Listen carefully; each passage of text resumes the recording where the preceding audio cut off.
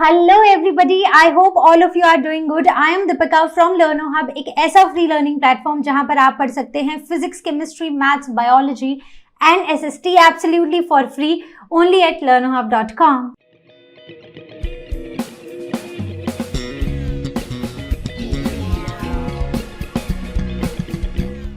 तो आज हम डिस्कस करने वाले हैं क्लास 6 ICSE फिजिक्स का चैप्टर नंबर 1, जो हम ऑलरेडी लास्ट सेशन में शुरू कर चुके हैं।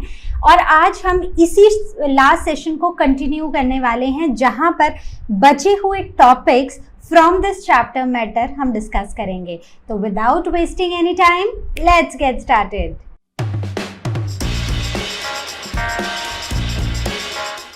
So let us now talk about the 3 states of matter. Okay और इनकी प्रॉपर्टीज डिस्कस करेंगे और साथ ही साथ डिस्कस करेंगे इनके कुछ molecular models. The 3 states of matter are solids, liquids and gases. तो सॉलिड मतलब सॉलिड की बात करें तो ऐसे ही ध्यान आता है जैसे कि पत्थर, ठीक है। लिक्विड की बात करें तो पानी, गैस की बात करें तो हवा, ठीक है। So these are the 3 states of matter. और ये जो सारी की सारी स्टेट्स ऑफ मैटर है, दे कैन बी इंटरचेंज। तो you can see these arrows, right. तो ये डबल एरोज है। तो इसका मतलब क्या हुआ? इसका मतलब है कि सॉलिड गैस भी बन सकता है, गैस सॉलिड भी बन सकती है, सॉलिड लिक्विड भी बन सकता है, लिक्विड सॉलिड भी बन सकता है, लिक्विड गैस भी बन सकता है और गैस लिक्विड भी बन सकती है। So this is the meaning of these double arrows, ठीक है, बाई डायरेक्शनल एरोज। तो ये कैसे हो सकता है? So this is possible only by changing the physical conditions. And इसमें मेनली जो हम फिजिकल कंडीशन जो हम डिस्कस करते हैं, दैट इज टेम्परेचर। ओके तो इसमें एक और स्टेट भी आती है, that is the 4th state, जो इस क्लास में तो आप कुछ खास पढ़ोगे नहीं, but still you must know the 4th state is the plasma. ये एक ऐसी स्टेट है जो गैस के बाद आती है, ठीक है। और इस स्टेट को अचीव करने के लिए बहुत ही हाई टेम्परेचर की ज़रूरत होती है। तो ये वो टेम्परेचर होता है जहां पर मैटर आयंस में कन्वर्ट होने लग जाता है, ठीक है। तो इसको हम इससे ज़्यादा इस क्लास में डिस्कस करेंगे नहीं। तो अब यहाँ पर ना 3 स्टेट्स ऑफ मैटर का एक बड़ा ही अच्छा सा एग्जाम्पल लेते हैं। सबसे पहला है आइस, ठीक है। तो आइस क्या है? Ice is basically a solid state, isn't it. दूसरा है हमारे पास water. What is water? Water is a liquid state. कौन सा state? Liquid state. And the last one is steam. Steam क्या है? गैसियस स्टेट, ठीक है। तो आपने देखा है ना, जब कुकर से विसिल आती है, ठीक है, ढक्कन बंद होता है, जब वो विसिल करता है तो वहां से क्या निकलती है? ऐसे फ्यूम्स से, जैसे आप यहां पर देख रहे हैं। So that is basically a gaseous state, right? So these are the 3 states of matter which are possessed by a water molecules, which water molecules have, ठीक है। So these are the 3 different states। तो आप बता सकते हो कि यहाँ पर भी हम क्या कर रहे हैं, जब बहुत कम टेम्परेचर रखेंगे, ठीक है, मान लो नेगेटिव में टेम्परेचर रखेंगे, तब हमारे पास वाटर सॉलिड स्टेट में आएगा, जैसे कि आइस। जब हम इसी टेम्परेचर को थोड़ा बढ़ाएंगे, मान लो 5-6 डिग्री कर दिया, ठीक है, तो अब धीरे धीरे ये जो सॉलिड स्टेट है आइस, ये मेल्ट होना शुरू होगी और हमें क्या मिल जाएगा? पानी मिल जाएगा। वहीं पर अब अगर आप बहुत हाई टेम्परेचर दे दो, अब आप क्या करो कि ये जो पानी है ना, इसको डाल दो एक पैन में और पैन को रख दो गैस पे, गैस को ऑन कर दो। अब धीरे धीरे आप देखोगे, अब आपको ये ऐसे स्टीम सी दिखना शुरू हो जाएगी। So because we changed the temperature, so just by changing the temperature we are able to attain all the 3 states of matter, ठीक है। सिंपल था ये, तो इसमें तो कुछ खास था नहीं, है ना। So let us talk about those deciding factors which decide the state of a substance. अब एक substance liquid होगा, solid होगा या फिर gas होगा, वो depend करता है इन कुछ factors पे। The first one is the intermolecular spaces। जो molecules हैं उनके बीच में space कितना है। अगर बहुत कम space होगा तो solid होगा, थोड़ा ज़्यादा space होगा तो liquid होगा, और बहुत ज़्यादा space होगा तो क्या होगा? gas होगी, ठीक है। Next one is the force of attraction between the molecules. अब ये जो मॉलिक्यूल्स हैं इनके बीच में कितना स्पेस है, कितने स्पेस पे डिपेंड करेगा, इन मॉलिक्यूल्स के बीच में अट्रैक्शन कितनी होगी। अगर बहुत पास होंगे तो अट्रैक्टिव फोर्सेस हाई होंगी, तो मतलब वो सॉलिड होगा। अगर यही स्पेस को हम बढ़ा देंगे तो ये जो फोर्स ऑफ अट्रैक्शन है ये कम हो जाएगी, तो इसका मतलब वो गैस, वो लिक्विड फॉर्म हो जाएगी। और अगर और ज्यादा हम इस स्पेस को बढ़ा देंगे तो अट्रैक्टिव फोर्सेस निग्लिजिबल हो जाएंगी, ऑलमोस्ट खत्म हो जाएंगी। So that time this substance will attain a gaseous state. Simple था। Okay, the last one is the movement of molecules. अब ये जो मूवमेंट है, मतलब ये जो मॉलिक्यूल्स है ना, ये कितना मूव कर सकते हैं? क्या ये बहुत ज्यादा मूव कर रहे हैं, क्या ये बहुत कम मूव कर रहे हैं, या ये मूव कर ही नहीं पा रहे हैं? तो यहीं पर एक चीज मैं आपको क्लियर कर देती हूँ कि चाहे सॉलिड है या लिक्विड है या गैस है, हर एक सब्सटेंस जिस भी मॉलिक्यूल से बना होता है वो मॉलिक्यूल में मूवमेंट होती ही होती है। तो आप बोलोगे कि मैम वाटर का समझ आ रहा है, गैस का समझ आ रहा है, लेकिन सॉलिड के पार्टिकल्स कैसे मूव करेंगे, वो तो बहुत पास पास है। ऐसा नहीं है, ठीक है। आप तो बोलोगे वो तो फ्लो भी नहीं कर पाता है, हमें कैसे पता कि वो मूव कर रहा है। But even though there is very negligible space between these molecules of solids, but जितना भी space होता है ये उसी space में vibrate करते रहते हैं। So this is the movement of molecules. Let us now talk about the solids. So सबसे पहले हम solid की properties की बात करते हैं। तो अगर हम एक solid की बात करें, तो जब भी हम एक solid की बात करते हैं ना, I always think of a stone. ठीक है, एक स्टोन की हम बात करते हैं। तो ये जो स्टोन होता है, अगर आप इस स्टोन को देखो तो इसका एक डेफिनेट शेप है और एक डेफिनेट साइज है। ठीक है, तो मतलब ये कहीं भी हो, यहां पर मेरे हाथ में रखा है, या फिर मैं इसको इस ग्लास के अंदर डाल दूं, ठीक है, तो इसका ये एक डेफिनेट शेप और इसका एक डेफिनेट साइज रहेगा। ठीक है, it is not going to change, right.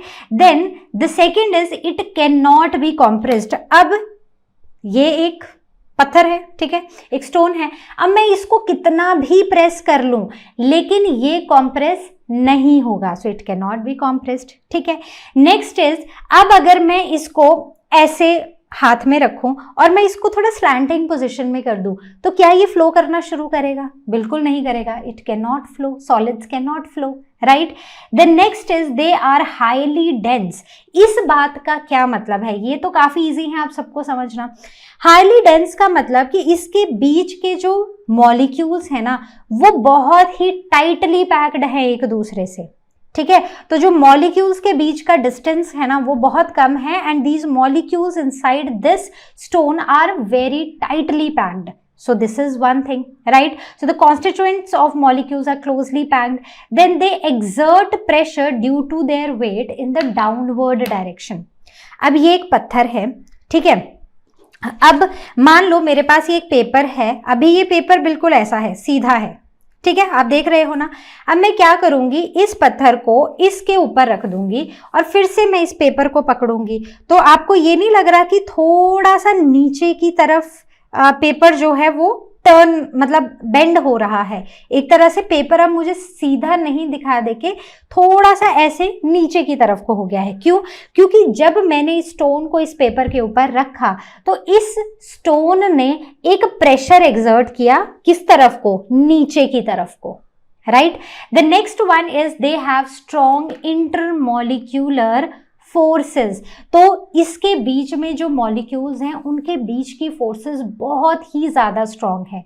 क्यों स्ट्रॉन्ग है? अभी हमने डिस्कस किया, क्योंकि मॉलिक्यूल्स काफी क्लोजली पैक्ड हैं, मॉलिक्यूल्स के बीच के स्पेसेस काफी कम हैं, एंड हम ये बोल सकते हैं कि 10⁹ मीटर से कम स्पेस है भाई इनके मॉलिक्यूल्स के बीच में, जिसकी वजह से ये फोर्स ऑफ अट्रैक्शन बहुत ज्यादा हाई है, और इसीलिए ये जो एक पत्थर है, it is highly dense, it is like it has its definite shape, it has it definite size, it can not be compressed. ठीक है, क्योंकि कॉम्प्रेस तो मैं तब करूंगी ना अगर मैं इसको दबाऊं और बीच में कोई स्पेसेस हो, तो ये वहां पर जाकर मतलब ये उन स्पेसेस में मॉलिक्यूल्स एक दूसरे को एडजस्ट करने की कोशिश करें। ठीक है, जब स्पेस ही नहीं है तो वो कहाँ जाएंगे, या निग्लिजिबल स्पेस है तो वो कहाँ जाएंगे, right. Next is low thermal expansion. अब मैं क्या करूंगी कि मैं इस पत्थर को लूंगी और मैं इसको गैस पे रख दूंगी, ठीक है। तो क्या आपको लगता है कि ये जल जाएगा, मैं थोड़ी देर ही रखूंगी, ठीक है, तो ये जलेगा नहीं, राइट। तो बिकॉज क्योंकि ये जो सॉलिड्स होते हैं ये हीट से एक्सपैंड लो होते हैं, ये मेल्ट नहीं होते हैं, ठीक है। So they have low thermal expansion, thermal word stands for, this word stands for heat, ठीक है, it is related to heat, right. Expansion मतलब एक्सपैंड होना, राइट। तो जैसे आप कुछ चीज़ों को ले लो, जैसे कोई ऐसी चीज़ लो जो एक्सपैंड हो सकती है, मान लो आपने से एक जेली ली, तो जेली को जब आपने थोड़ा टेम्परेचर दिया, जब मतलब थोड़ा हीट किया उसको, तो वो जो जेली है वो एक्सपैंड होने लग गई, but this is not the case with this, with the solids, right? The next is not free to move and they vibrate about their position. So this means we are talking about the molecules. So the molecules inside this solid, they are not free to move but still they vibrate, ठीक है। तो मतलब जैसे कि मेरे पास ये एक molecule है, ये एक मॉलिक्यूल है, तो ये ऐसा नहीं है कि ये मूव नहीं करेगा, मतलब ये मूव नहीं करेगा, बट ये अपनी ही पोजीशन के अराउंड वाइब्रेट करता रहेगा, ठीक है। तो वाइब्रेशन इसमें चलता रहेगा, because we know that all the molecules they are in a constant motion, right. Okay, the next property is, इस पत्थर को अगर आप देखो तो इसके ना सॉलिड्स के बेसिकली बहुत ज़्यादा सरफेसेस होते हैं, so it has large number of surfaces. ये भी एक सरफेस है, यहाँ पर भी एक सरफेस है, ये भी एक सरफेस है, this is again one surface, this is one more surface, so it has n number of surfaces. Next is it is highly rigid and it can not B stretched into wires or beaten into sheet। तो अब अगर मैं इस पत्थर को hammer से मारने लग जाऊं तो भी ये ऐसा का ऐसा ही रहेगा, ठीक है। तो मतलब ये काफ़ी रिजिड है, हो सकता है ये टूट जाए, इसके टुकड़े टुकड़े हो जाएं, लेकिन मैं इससे कभी भी एक वायर या फिर मैं इससे कभी भी इसको एक शीट, एक ऐसा एक प्लेन पेपर की तरह मैं इसको नहीं बना पाऊंगी, राइट।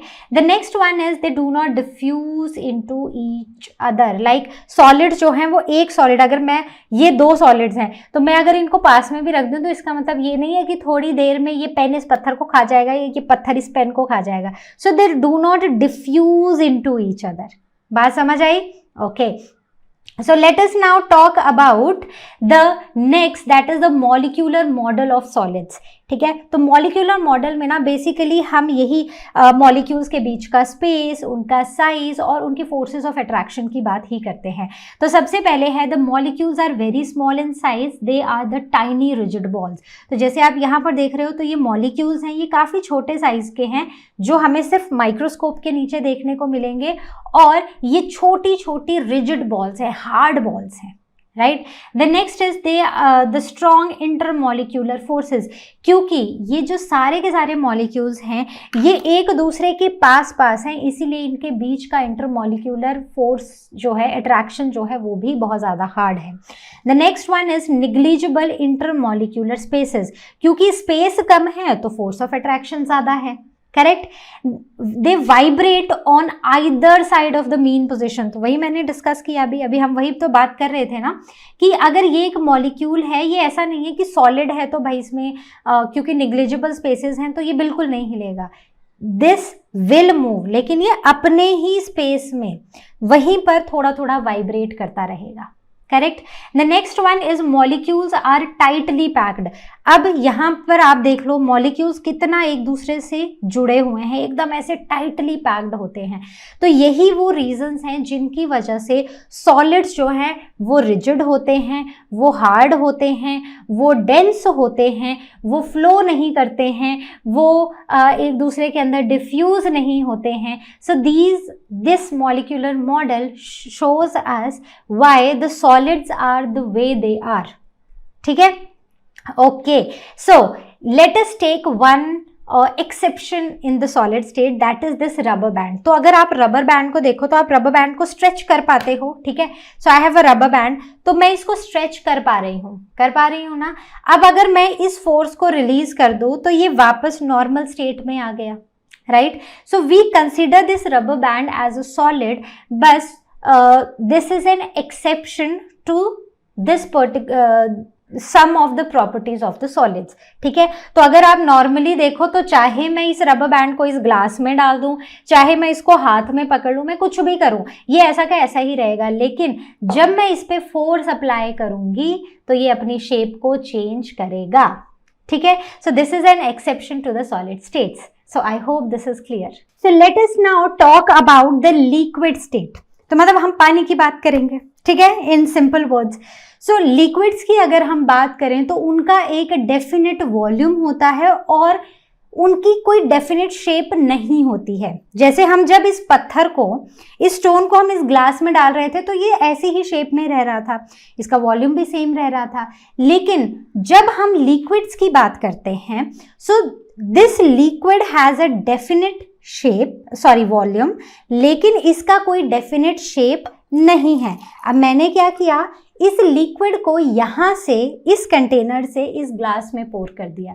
तो अब क्या हुआ, पहले तो वो ऐसा कुछ हमें राउंड राउंड देखने को मिल रहा था और अब कैसा है, अब इसी कंटेनर की शेप इस लिक्विड ने ले ली है। So this means they have definite volume but they do not have a definite shape. और अगर मान लो मेरे पास ये लिक्विड है और मैं इसको कंप्रेस करने की कोशिश करूं, ठीक है, मैं एक ऐसे कंटेनर में डाल दूं, मैं इसको पूरा इधर तक फिल कर दूं, फिर इसको ना मैं कंप्रेस करने की, दबाऊं मैं ऊपर से इसको, और ये सोचूं कि थोड़े और वाटर मॉलिक्यूल्स इस ग्लास में चले जाएंगे, तो वो क्या होगा, नहीं होगा। जब मैं उसको प्रेस करूंगी तो वो पानी पूरा बाहर निकल जाएगा, लेकिन वो कंप्रेस नहीं होगा। This means it is almost incompressible, right. Next is these liquids can flow. तो ये तो हमने बहुत सिंपली अभी देख ही लिया कि एक कंटेनर में लिक्विड है, मैंने इसको दूसरे में डाला तो ये इजीली फ्लो करना शुरू कर गया।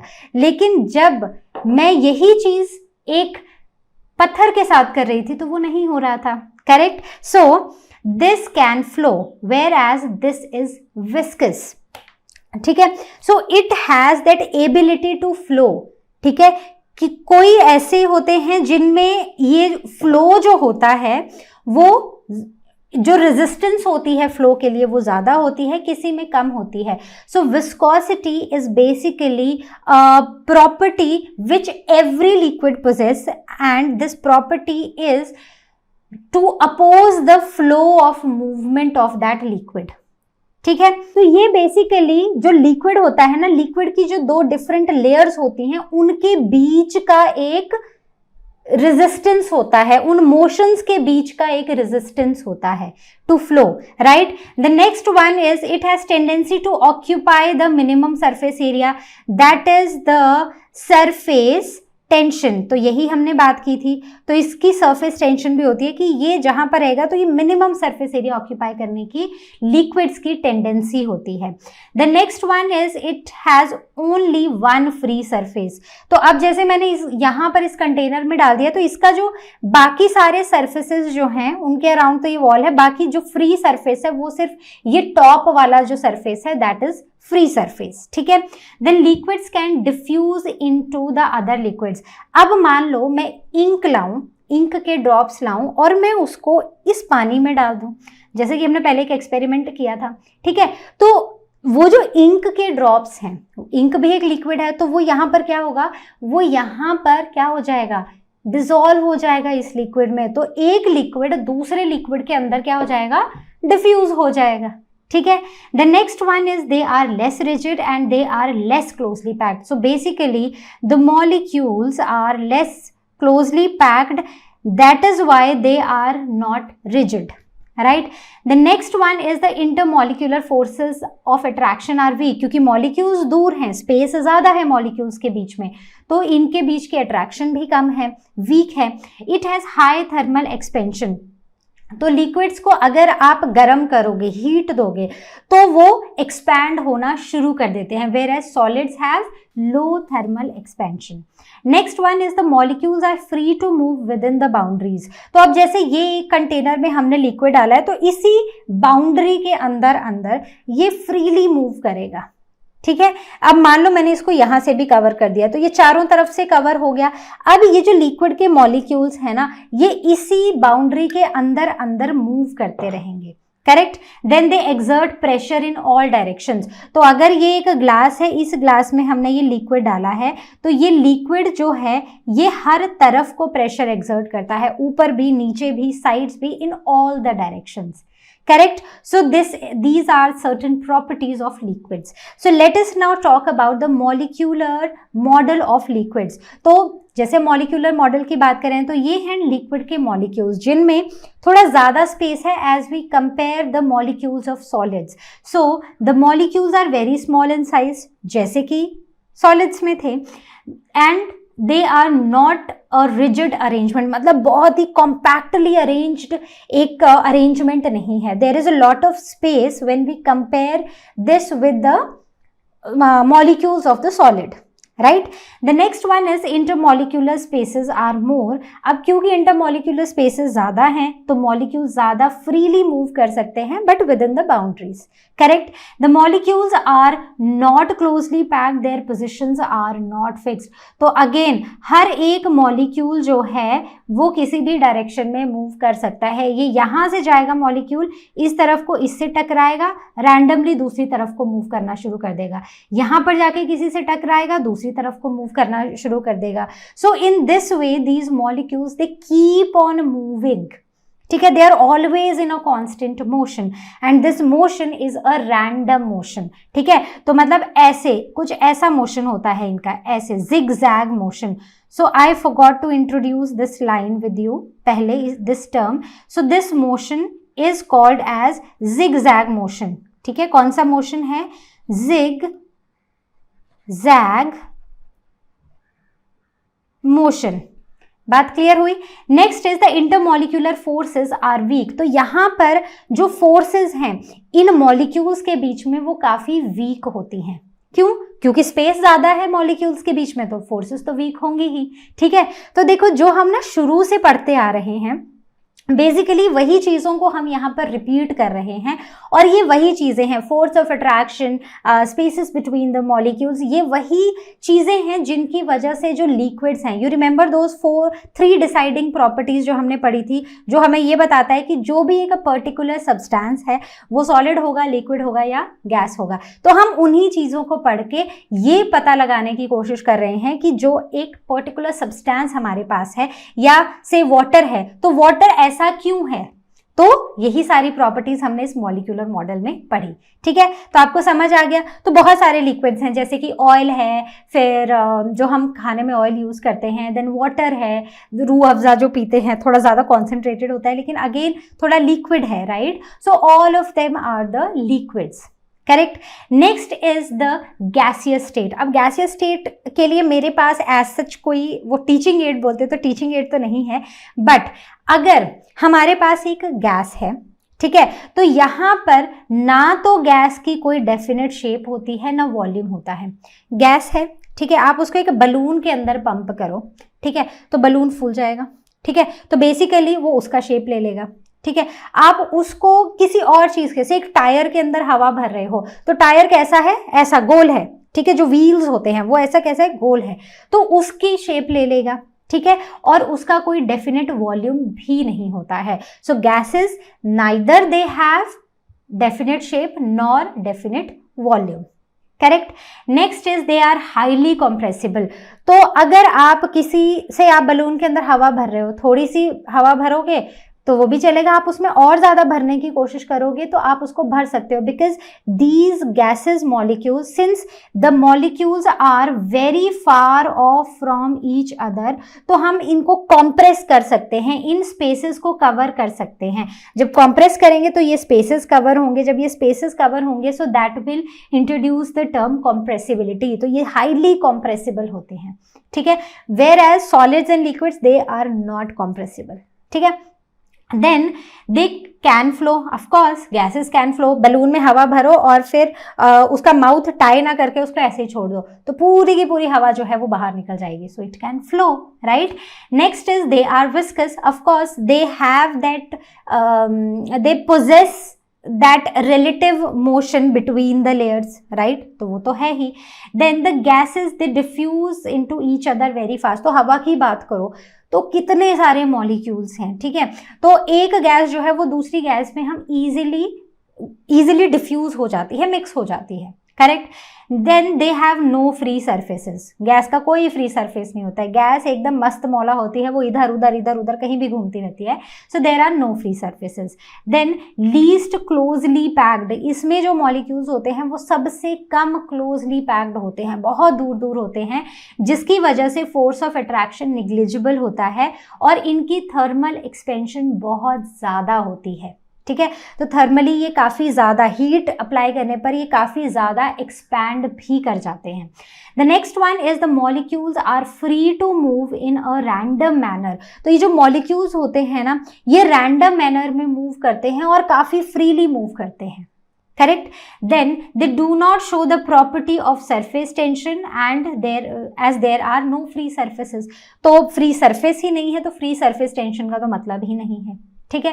Then they exert the pressure on the walls of the container in all the directions. तो अगर आप बलून में हवा भरोगे, ठीक है, अब उस बलून को बलून पकड़ो और उसको एक तरफ से ना उसको प्रेस करने की कोशिश करो तो वो प्रेस हो जाएगा, लेकिन जैसे ही आप रिलीज करोगे, देखो प्रेस करने में भी आपको थोड़ा प्रेशर फील होगा, और जैसे ही आप रिलीज करोगे वो बैक टू शेप आ जाएगा। क्यों? क्योंकि अंदर जो गैस है ना वो हर डायरेक्शन में क्या कर रही है, प्रेशर एक्सर्ट कर रही है, right. So this shows that the gases they exert the pressure on the walls of the container. Am I clear? Okay. The next one is the molecular model of gases. तो अगर हम gases की बात करें तो again molecules बहुत छोटे छोटे होते हैं, रिजिड होते हैं, होमोजीनियस मतलब एक ही जैसे होते हैं और परफेक्टली इलास्टिक बॉल्स होती हैं। तो ये जो बॉल्स होती हैं ना मॉलिक्यूल्स की, ये काफ़ी इलास्टिक होती हैं, ठीक है। जिनको इलास्टिक ऐसा होता है कुछ ऐसा है ना, दिस इज इलास्टिक, तो कुछ ऐसी ही होते हैं। Then intermolecular spaces are high, इसीलिए डेंसिटी बहुत कम होती है और ये बहुत ज़्यादा कंप्रेसिबल होते हैं। डेंसिटी कम होती है मतलब टाइटली पैक्ड नहीं होते हैं मॉलिक्यूल्स, तो ये लेस डेंस होते हैं और ये हाईली कंप्रेसिबल होते हैं। The molecules can move freely in space and that too very faster, ठीक है, क्योंकि मॉलिक्यूल्स के बीच में आपस में अट्रैक्शंस तो है नहीं, तो वो इधर उधर फ्रीली मूव करते हैं और काफ़ी फास्ट भी मूव करते हैं। Then molecules are wide apart and the positions are not fixed. That is true. Then forces, the intermolecular forces are negligible. Correct? So I hope this is clear. Okay. So before we move on to our next topic, so let us discuss certain differences, क्योंकि this is one of the that question जहाँ से आपको differences आ सकते हैं। तो usually क्या होता है कि difference आपको बोला जाएगा write differentiate between solids, liquids and gases on the basis of the intermolecular forces of attraction।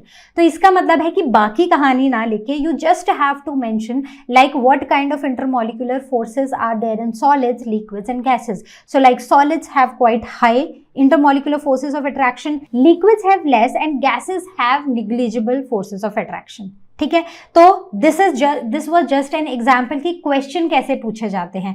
Question specific एक पॉइंट पे पूछा जाता है and you have to keep in mind कि इसी पॉइंट के अराउंड हमें आंसर लिखना है। Okay, so let us talk about the differences between the three states. So solids have definite shape and definite size, but liquids have definite volume but no definite shape. Whereas gases की बात करें तो ना तो definite volume है ना तो definite shape है, राइट। नाउ सॉलिड्स में जो मॉलिक्यूल्स होते हैं वो क्लोजली पैक्ड होते हैं, बहुत ज़्यादा क्लोजली एक दूसरे से पैक्ड होते हैं। वहीं पर लिक्विड्स में जो मॉलिक्यूल्स होते हैं वो काफ़ी लूजली पैक्ड होते हैं। तो हमने ये वाली पिक्चर देखी थी ना, ओके सॉरी, तो हमने ये वाला डायग्राम देखा था जहां पर सॉलिड्स के केस में जो मॉलिक्यूल्स थे वो कैसे दिखाए गए थे, ऐसे, ठीक है। वहीं पर जब हम लिक्विड्स की बात कर रहे थे तो मॉलिक्यूल्स जो थे वो कुछ ऐसे थे। जब हम गैसेस पर आए थे तो ये मॉलिक्यूल्स इतना दूर दूर हमें दिखाए गए थे, ठीक है। So the molecules are closely packed, they are loosely packed and the molecules are wide apart, बहुत दूर दूर हैं। Then molecules are fixed at their positions, ठीक है, तो ये जो मॉलिक्यूल्स हैं ये अपनी जगह पे ही रहेंगे और अपनी जगह पे वाइब्रेट करते रहेंगे, लेकिन लिक्विड्स के केस में molecules they move within the boundaries, so they have their set boundaries like this liquid have, तो इसकी एक सेट बाउंड्रीज हैं, ये यहीं पर मूव करते रहेंगे इनके molecules. The next is molecules can freely move in space, तो क्योंकि जो भी स्पेस है उस स्पेस में ये फ्रीली मूव करते रहते हैं, okay. Now the next one is molecules in a solid are rigid, कुछ हार्ड मॉलिक्यूल्स होते हैं, whereas molecules of liquids are not rigid, and in case of gases these molecules are rigid homogeneous, लेकिन elastic होते हैं ये, ठीक है। The next one is intermolecular forces are very strong. Intermolecular forces are less strong as compared to the solids, and in case of gases, जो intermolecular forces of attraction हैं, they are very weak. Right? Now, the molecules are closely packed. In case of solids, molecules are loosely packed and molecules are wide apart. So, we have already discussed this. Now, the last difference is जो solids होते हैं they can not flow, whereas liquids and gases they can flow, okay. So I hope this is clear.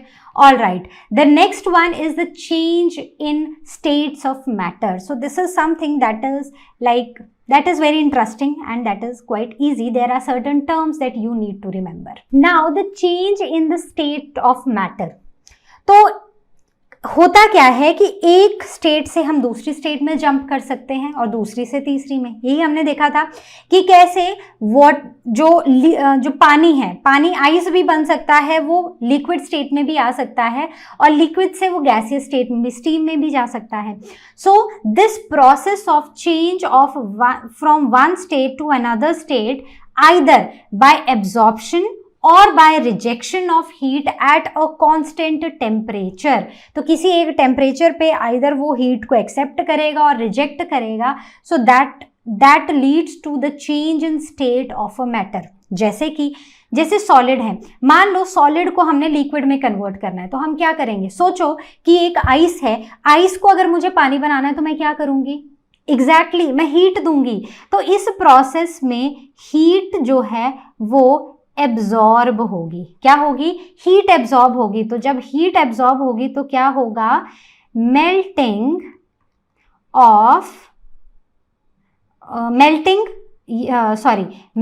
या फिर इस process को बोलेंगे fusion, ठीक है।